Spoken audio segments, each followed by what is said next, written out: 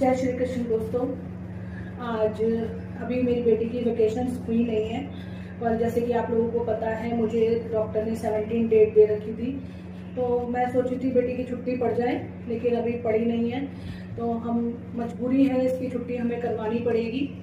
तो मैं भगवान जी से और आप लोगों से अपने लिए प्रेज के लिए बोलूँगी, बस मेरे लिए प्रे करिएगा कि मेरा पैट स्कैन अच्छा आ जाए, क्योंकि मेरा पैट स्कैन होगा जाके, उसके बाद मेरी डॉक्टर ने सर्जरी बताई हुई है। Pray for me. चलिए चलते हैं। अब मैंने सब चीज़ संभाल दी है अपने घर में, जो जितना मैं कर सकती थी। चलिए फ्रेंड्स, चलते हैं। आप लोगों को भी मेरे लिए प्रे करिए।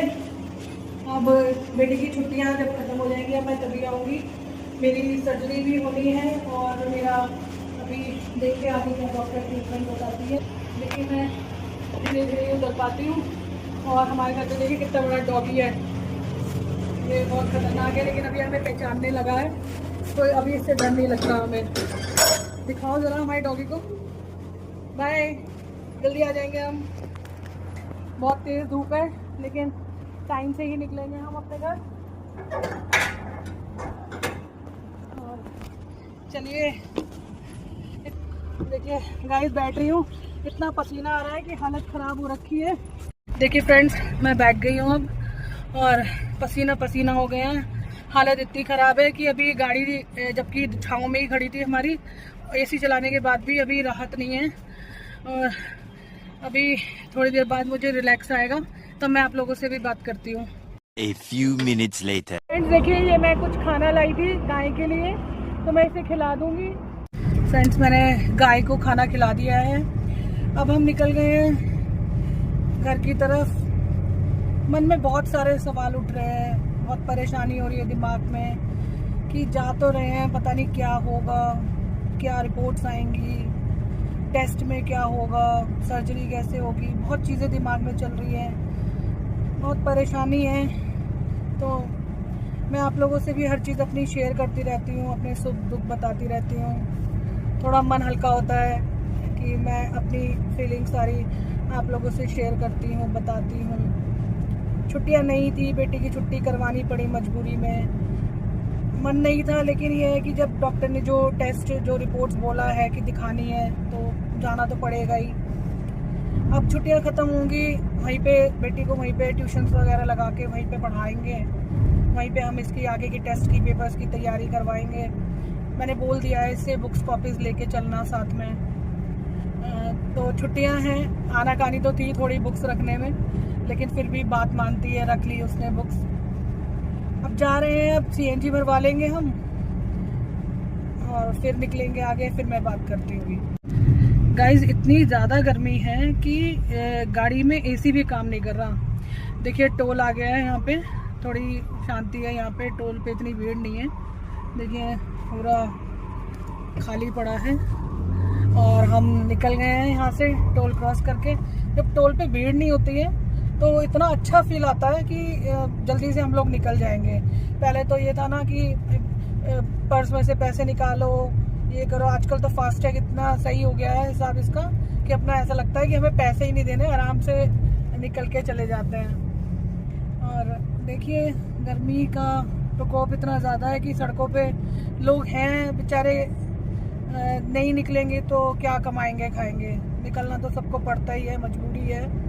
लेकिन वो कहते हैं ना कि सर्दी हो गर्मी हो, अपना अपना काम तो सभी को करना है। हम भी करते थे, हम पहले बहुत दूर रहते थे घर से, 7-8 घंटे लगते थे हमें। हम जॉब भी करते थे, तो स्कूल करके ही अपना निकलते थे, हमें कहीं भी जाना होता था। अब देखिए ना, वक्त वक्त की बात है, भगवान जो करता है मैं तो हमेशा, मैंने यही अपनी बीमारी के टाइम पे, और वैसे मैंने हमेशा यही सीखा है कि भगवान हमारे साथ है, वो हमारे लिए आगे रास्ता हमेशा बना के रखता है। फ्रेंड्स, मैं आपको बताऊं, पहले जहां हम रहते थे वहां से हमें बहुत ज़्यादा डिस्टेंस था हमारे घर से। तब मैं ठीक भी थी, तो हम डिस्टेंस कवर कर लेते थे, हंसते खेलते खाते पीते कवर कर लेते थे। अब जब से मैं बीमार हुई हूँ तो हमारा जो डिस्टेंस है घर का काफ़ी कम हो गया है। 2 से ढाई घंटे में हम अपने घर पहुंच जाते हैं। आज सुबह से ही हमारे जो इन लॉज हैं, पेरेंट्स, उनका सुबह ही फ़ोन आ गया, क्या बना के रखें तुम्हारे लिए, क्या खाओगे, क्योंकि काफ़ी अब ऐसा तो नहीं है कि बहुत जल्दी जल्दी जा पाते हैं। पहले तो बहुत ही कम जा पाते थे क्योंकि जॉब होती थी, और अब जैसे हर 21वें दिन मेरी कीमो होती है तो हम घर जाते ही हैं। लेकिन फिर भी वो हमेशा मम्मी हमारी पूछती हैं कि क्या बनाना है खाने के लिए। आज भी सुबह उनका कॉल आ गया। तो अब बच्चे जाते हैं घर पे, पेरेंट्स को लगता तो है ही कि आएंगे, क्योंकि अकेले रहते हैं वो भी, तो उनका भी मन लगा रहता है। अब पता भी है कि छुट्टियां पड़ गई हैं, तो महीना सवा महीना की छुट्टियां तो है ही, वहाँ पे रहेंगे हम वेकेशंस में। और फिर थोड़े दिन मैं वहाँ रह के अपने घर भी जाऊँगी। मेरा भाई भी, भाभी सब इंतज़ार करते हैं, कह भी रहे थे, क्योंकि मेरी सर्जरी भी है। अब मेरी मदर इन लॉ है, इतना नहीं हो पाता है उनसे भी, पूरी कोशिश करती हैं करने की।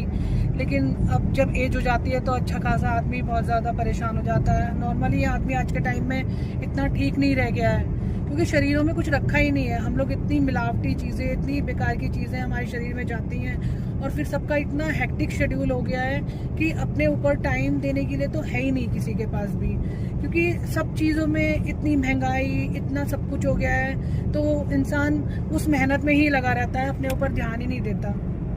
मेरा भी कुछ ऐसे ही था।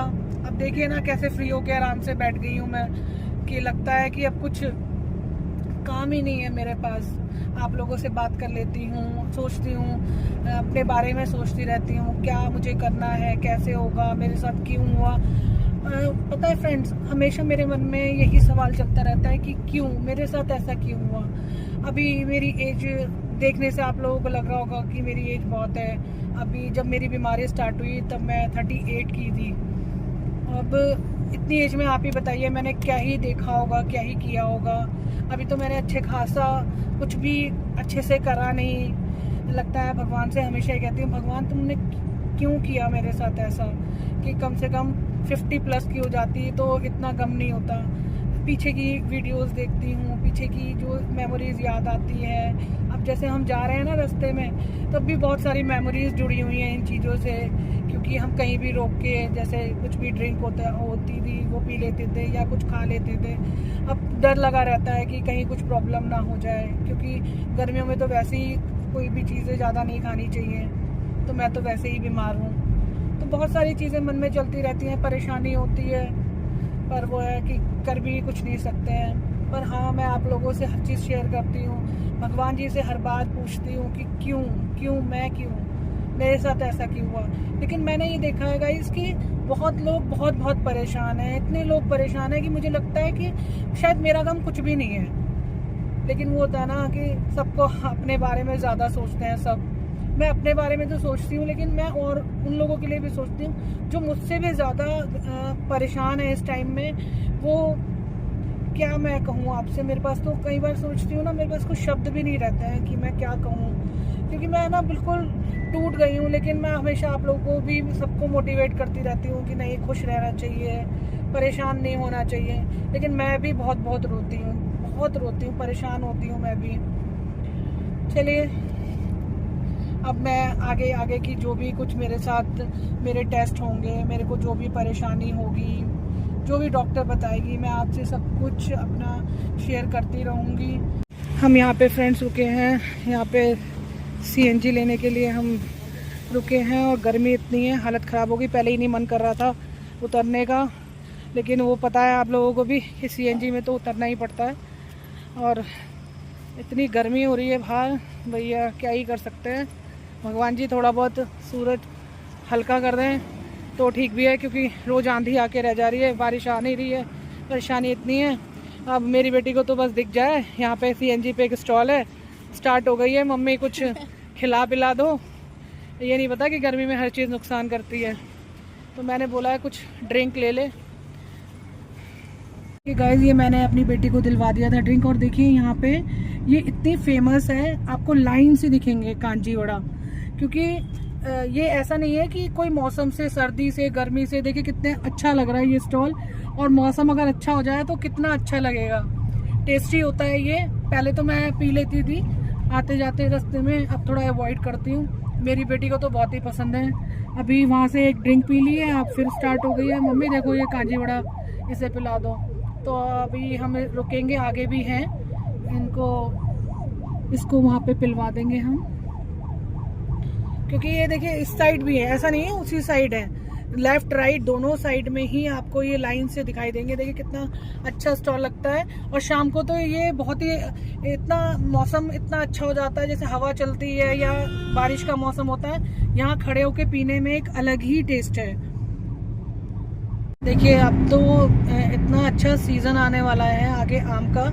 और देखिए बाग में अभी ये छोटे छोटे आम आ रहे हैं। देखिए कितना ज़्यादा ग्रीनरी है और कितने इस पे आम लगे हुए हैं। मेरे को तो वैसे ही बहुत पसंद है, मेरे फेवरेट है मैंगो।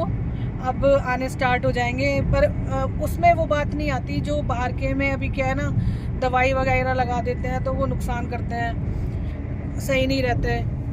और हमारे तो क्या है, घर में बाग है तो वहाँ से हमारे यहाँ आम आते हैं, तो उसमें हम कोई भी दवाई वगैरह नहीं लगाते हैं, वो रख देते हैं, जैसे न्यूज़पेपर में लपेट के रख देते हैं, तो उसमें अलग टेस्ट आता है।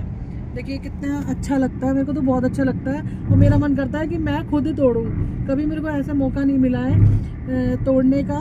एक बार ऐसा हुआ गाइस कि हम ना अपने गांव गए, तो वहाँ पे हमारा आम का बाग है, तो मैंने एक जो भैया हैं हमारे बाग में, मैंने उनसे कहा भैया मैं तोड़ूंगी, मुझे बताना कौन कौन से तोड़ने होते हैं, क्योंकि उन्हें थोड़ा अंदाज़ा रहता है कि ये अभी और बड़े हो जाएंगे या अभी उनमें कमी है, नहीं तोड़ने हैं अभी। तो मैंने वहाँ तोड़े आम।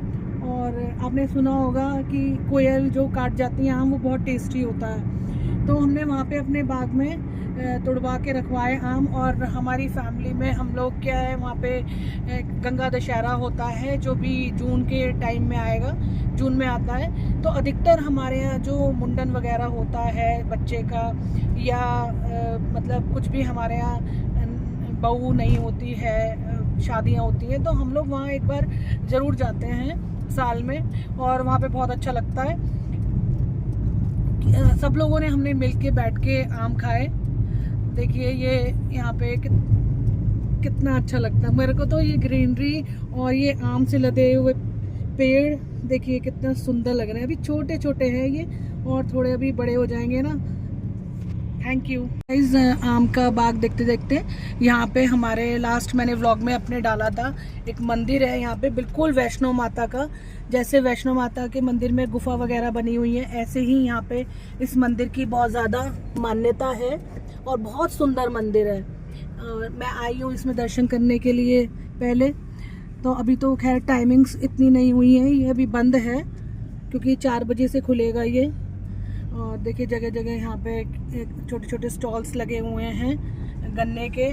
और एक टेंपल और पड़ता है हमारे ही रास्ते में, एक तो ये था, और एक देखिए ये है यहाँ पे, अगर आपको ये दिख रहा हो वाइट कलर की जो बिल्डिंग वो दिखाई दे रही है आपको दीवारें, ये मंदिर है, ये भी बहुत सुंदर मंदिर है।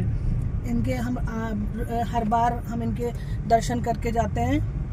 अब हम अपने रास्ते पे फिर से आ गए हैं।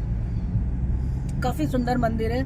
यहाँ पे देखिए ये एक नहर है, बहुत कभी तो इसमें इतना पानी हो जाता है बहुत ज़्यादा, और अभी देखिए सूखा पड़ा हुआ है बिल्कुल, क्योंकि गर्मी बहुत है, गर्मी की वजह से। और इस रास्ते पे इतने बंदर मिलते हैं, मैं हर बार बंदरों को यहाँ पे केले डालती हूँ, एक बंदर को डालती हूँ, इतने सारे आ जाते हैं। बहुत अच्छा लगता है मुझे ऐसे बंदर को, गाय को खिलाना और डॉग्स को फीड कराना, ये सब मुझे बहुत पसंद है। अब तो मेरी तबीयत ठीक नहीं रहती है तो मैं ज़्यादा नहीं निकल पाती हूँ बाहर मोस्टली, वरना शाम में मैं निकल जाती थी अपनी बेटी के साथ दिखाने के लिए, खिलाने पिलाने के लिए, कि चलो जो स्ट्रीट डॉग्स हैं उनके लिए कुछ डाला है। देखिए बिल्कुल यहाँ पे जंगल सा है।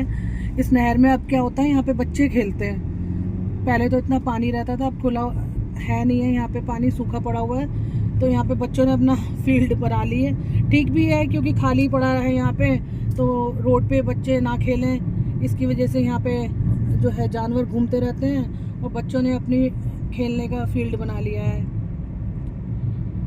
देखिए गाइस, बस अब अभी हमें लगेगा 1-1.5 घंटा अभी घर पहुँचने में लगेगा, उसके बाद फिर मैं आपको दिखाऊंगी आगे। क्यों गाइज, अब आगे जैसा भी होगा, जो भी मेरे साथ आगे ट्रीटमेंट होगा या कुछ भी मेरी गुड या बैड न्यूज़ जो भी आएगी पेट स्कैन के बाद, वो मैं आप लोगों से शेयर करूंगी, बताऊंगी कि क्या स्थिति है। अभी तो फ़िलहाल मुझे भगवान पे पूरी उम्मीद है और आप लोगों की प्रेस पे भी पूरी उम्मीद है कि भगवान मेरे साथ अच्छा ही करेंगे। क्योंकि मैंने कभी नहीं सोचा था कि मुझे इतनी परेशानियों में, इतनी सारी दिक्कत आएंगी मेरे जीवन में कि एकदम मेरा चैप्टर ही चेंज हो जाएगा। देखते हैं, wait and watch. Thank you, good bye.